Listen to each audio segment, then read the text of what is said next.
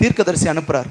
உடனே எஸ்ஐயா தீர்க்கதரிசி போகிறாரு. போய் அந்த ராஜாட்ட சொல்கிறாரு, நீ சீக்கிரமாக வீட்டு காரியத்தில் ஓர்ஸ் பண்ணு, நீ என்ன பண்ண போகிற, கடவுளுக்குள்ளே போக போகிறேன்னு அவர் அழுகிறார். அப்படின்னு சொல்லிட்டு தீர்க்கதரிசி வந்த உடனே ராஜா என்ன பண்ணுறாரு, திரும்பி நின்று அழுகிறாரு, ஆண்டவரே எனக்கு எப்படியா ஜீவனை கொடுங்கன்னு. உடனே ஆண்டவர் சொல்கிறாரு, உடனே தீர்க்கதரிசிட்ட சொல்கிறாரு, நீ போய் சொல்லு மறுபடியும் 15 ஆண்டுகாலம் உனக்கு கூட்டித்தரேன். ஆமேன், அல்லேலூயா. மறுபடியும் அந்த ராஜாவுக்கு ஒரு வாய்ப்பை கர்த்தர் ஏற்படுத்துகிறார். நேராக திரும்பி வரான். வந்த உடனே ராஜாவை பார்த்து ஒரு காரியத்தை, நம்மளோட வாழ்க்கை அப்படித்தான் இருக்குது, ராஜாவை பார்த்து ஒரு காரியத்தை சொல்கிறாரு.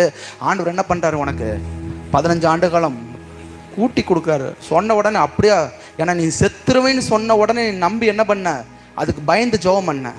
நீ நல்லா இருப்பின்னு சொன்னோன்னு அப்படியே ஆண்டவர் அப்படியே தீர்க்கதரிசி நன்றி அப்படின்னு காலில் விழுந்து கும்பிடாம ஒரு காரியத்தை நீ கேட்குற. என்ன கேட்குற அப்படின்னா, இதுக்கு அடையாளம் என்னன்னு கேட்குற. அல்லேலூயா. நம்ம லைஃப் அப்படி தான் இருக்குது. மறுபடியும் கர்த்தர் உங்கள் வாழ்க்கையில் ஒரு வாய்ப்பை தராருன்னா இதுக்கு என்ன அடையாளம், இது நடக்குமா நடக்காதான்னு ஒரு கேள்விக்குறியில் தான் நீங்கள் உட்காந்துருக்கலாம். ஆமென். ஆனால் கர்த்தர் சொல்கிறாரு, அந்த அடையாளத்தை கர்த்தர் என்ன பண்ணுறாரு, அவருக்கு என்ன பண்ணுறாரு, எப்படா போகணும் முள்ளு அதை செய்கிறேன்னு சொல்லி செய்து என்ன பண்ணுறாரு, அவனை 15 ஆண்டு காலம் கூட்டி கொடுத்து வாழ வைத்தார்.